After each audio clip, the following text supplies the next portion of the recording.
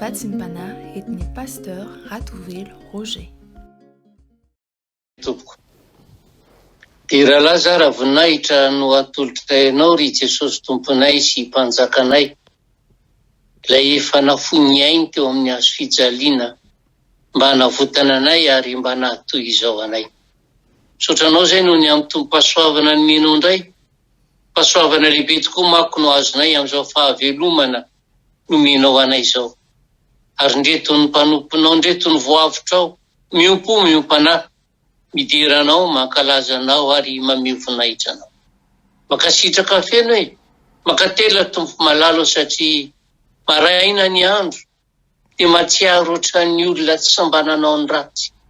Nefa ianao misy rehefa niteny fa vao mihiratra ranomasina izanakao, dia tsy misaina fa tsy ny ratsy izay. Kondreto izay mangataka famindrapo, mangataka famelan-keloka, mba hahafahanao amin'izany faharatsiana izany, mba hiainanay ao anatin'ny fahamarinana, ampahamakivakiana ny tontolo andro fiainanay. Ianao tokoa manko no efa niteny fa ianao no Andriamanitra mpiaro anay.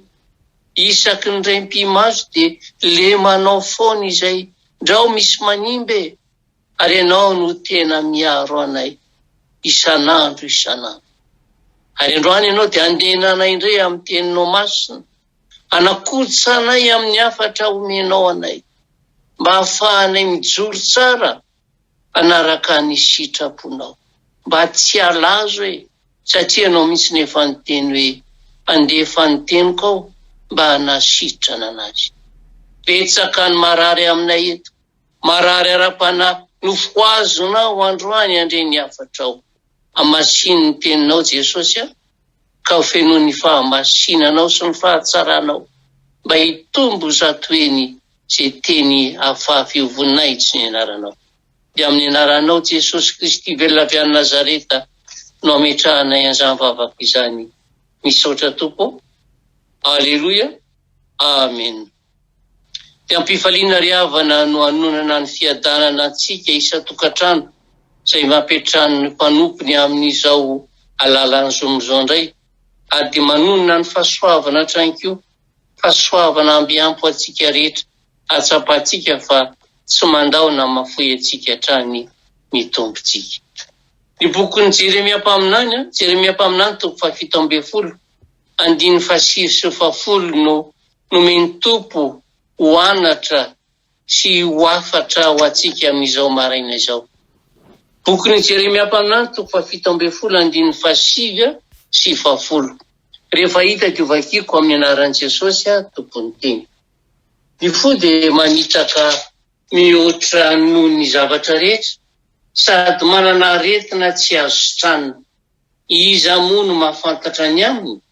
Izao Jehova no mpandinika amin'ny fo sy mpamantatra amin'ny vo, mba hanome ny olona rehetra araky ny aleany avy, dia araky ny vokatry ny asany.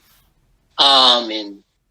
Andiny tsoratra masina izay efa tena mahazatra antsika izany andiny tsoratra masina izany. Nefa ety am-piandohana dia miangavy anao mba tsy hanakombona ny sofinao ka hiteny rehefa reko izany pastera, ka zavatra hafa no andeha hoenono. Fa matotonga amiko sy aminao ny hafatry ny Tompo, dia izao sy anao mihitsy ny tiany Tompo ho ambara sy ho ampahirezina ary anarina amin'ny hafatra ho vatsintsika amin'izao fanarahana ny Tompo izao. Tsy tsara ny olombelona, izany ry havana no nampitenen'ity mpanoratra malaza ny olo iray tao amin'ny tantara nosoratany. Ary izany fahatsapana izany dia mifandray indrindra amin'izay nambaran'Andriamanitra tsy ny ela ao Baiboly, dia ilay manao hoe tsy misy marana dia iray akory aza, fa samy efa nanota izy rehetra ka tsy manana ny voninahitra avy amin'Andriamanitra. Afaka mahatsapa izany toe-javatra izany koa ianao ry havana. Enoy ka jereo angizy mitranga manodidina antsika, ny ao amintsika, tsy mila mandinikely akory isika ry havana, dia mahatsapa marina fa ratsy ny olombelona, hany ka tsy afaka miaina ampiadanana tsotra fotsiny izao. Zava-dehibe ny endrika ivelany eo amin'ny fiarahamonina misy antsika ry havana. izay ahitana sary atraizatraiza. Afaka mamitaka olona ny maro isika amin'ny fanatsaratsarana ny endrika ivelany. Fa Andriamanitra kosa dia mandinika ny fo ary tsy hanafenana na inona.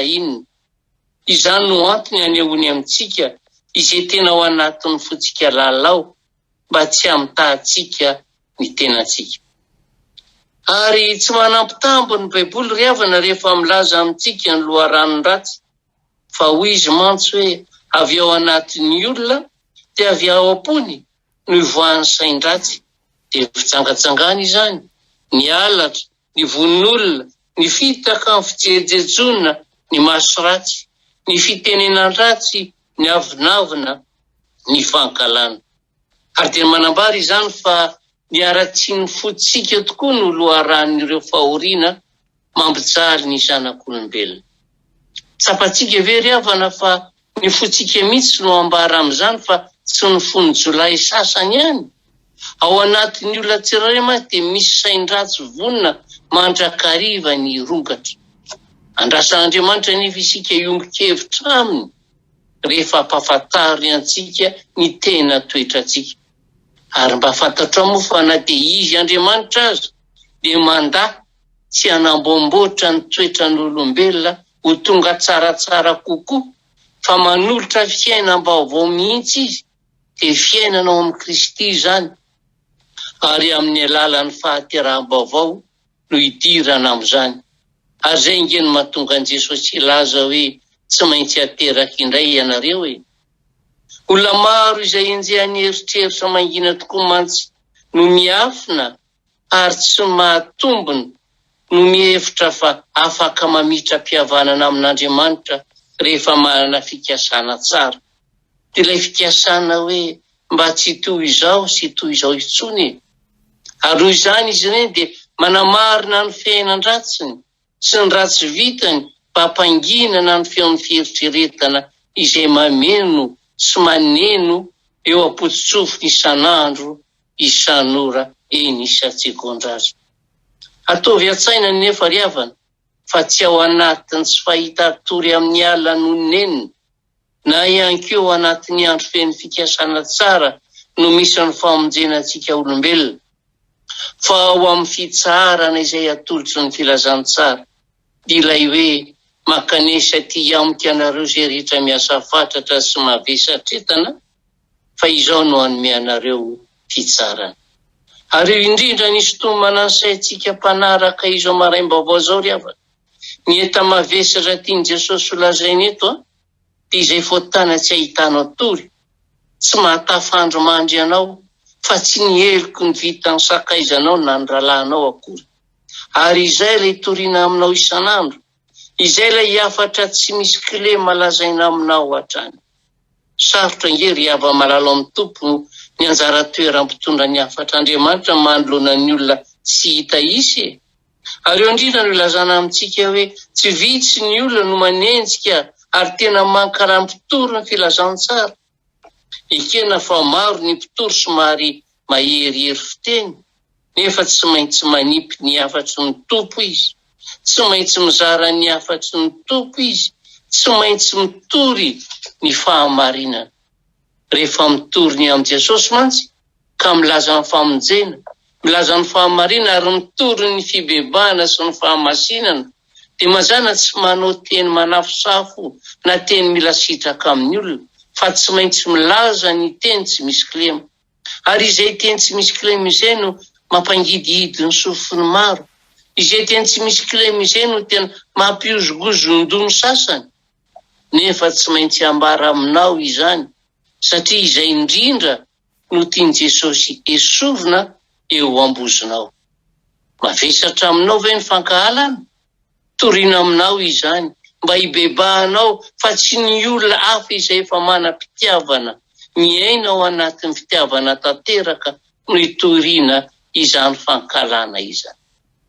Ary ny tenin'Andriamanitra toy izany no miteraka fanafitohinana ho an'ny sasany satria manindrotrindrona sy mikidikitika izay tsy mbola fony hialana fa tia ny fikirana, satria tsy fony ny fahafinaretany ao amaizina anika mifikifindò dia tezitra manenjika ary manaratsy mitondra ny hafatra ary izay indrindra lalazany soratra masiny ny fo dia mamitaka mihoatra noho ny zavatra rehetra ary miariary inge izany milaza fahantrana ara-panahy ny molotra fa tsy manaiky an'izany ny fo manaiky ampitenenana amin'Andriamanitra fa mpanota mahantra isika indrisy fa miavonavona ny fony noho ny tsy fanetretena ka manandratra ny fahamarina tenantsika lalandava ary dia maro no diso hevitra ka lasa miverin-dalana ary miaina ao anatin'ny avinavim-panahy rakofa ny fahatezerana sy ny fahakalana feno ary salobon'ny fiatsaram-belatsy izay tena talenta ny fontsika zanak'olombelona. Ry hava malalo amin'ny tompo, ny fibanjinantsika ny Kristy ihany no fomba tokana azahoantsika fahalalana marina amin'ny tenantsika.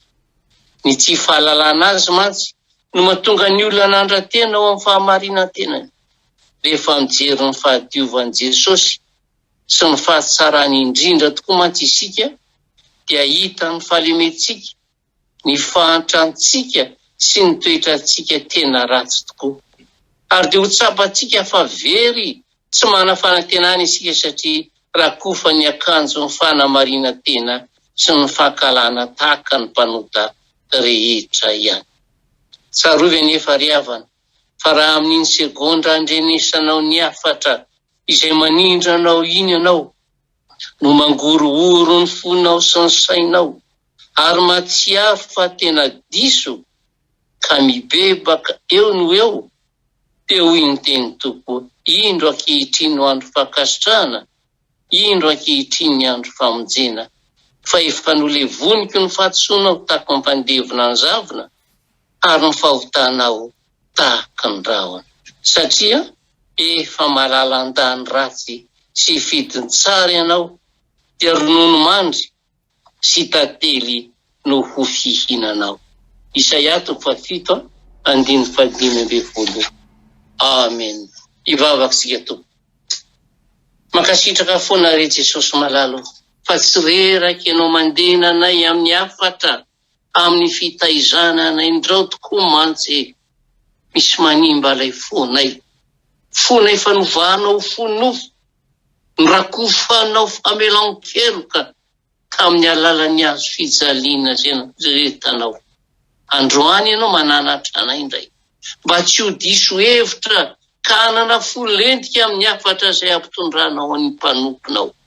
Fa mba izany mandinika hatrany isanandro ny lalana tokony alehanay, ny ametrahanay ny tongotray hoe makaiza izay ty manaraka ny sitraponao ve satsia ka mba hiverenanay malaky dia malaky amin'ny alalan'ny fibebahana.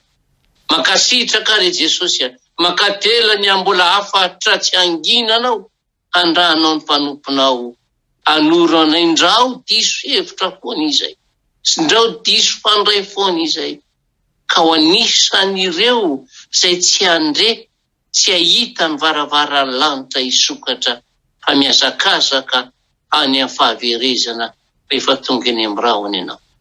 Reto ny vahoakanao amakivaky ny tontolo androm-piainana, amandrim-pandrika eny foany Satana, amingapingana eny foany Satana, amarino aminy fa ny fiadiana rehetra izay entina hamelezana anazy dia tsy ho ambiny. Fa hotahinao izy ireo rehefa mivoaka, hotahinao izy ireo rehefa miditra. Apetraka eo am-pelantananao ny zavatra rehetra ary ny fanombohan'ny fiainany sy ny fahamarana ny fiainany dia ho eo aminao ihany dia mpanjakanay sy tomponay. Ka mbo anisan'ny voasoratra ao am-bokin'ny fiainany izay rehetra fankatoavana anao isanandro. Makasitraka Jesosy eo, makatelina Tompo malalo. Rehefa ampinoana ny tsodranomasy ireo omeny Jesosy anao ry havana. Hoy ny Tompo aminao hoe mety manadino ny zanany minono va ny vehivavy ka tsy hamindra fo amin'ny zanaka nalaoko ny kibony? Eny, mety manadino ihany izy fa izaho kosa o Jehova tsy manadino anao. Indro mantsy efa vita tomboka vatsa hito am-pelantanako ianao ary mandanao dia eo anatrehako mandrakariva. Mandehana amin'izao hirinao izao. Aza mbo diso fihevitra e, fa ny tsara ihany no fikiro ary lavo ny ratsy. Eo aminareo ny fahasoavan'ny Tompo. Aleloia. Amen.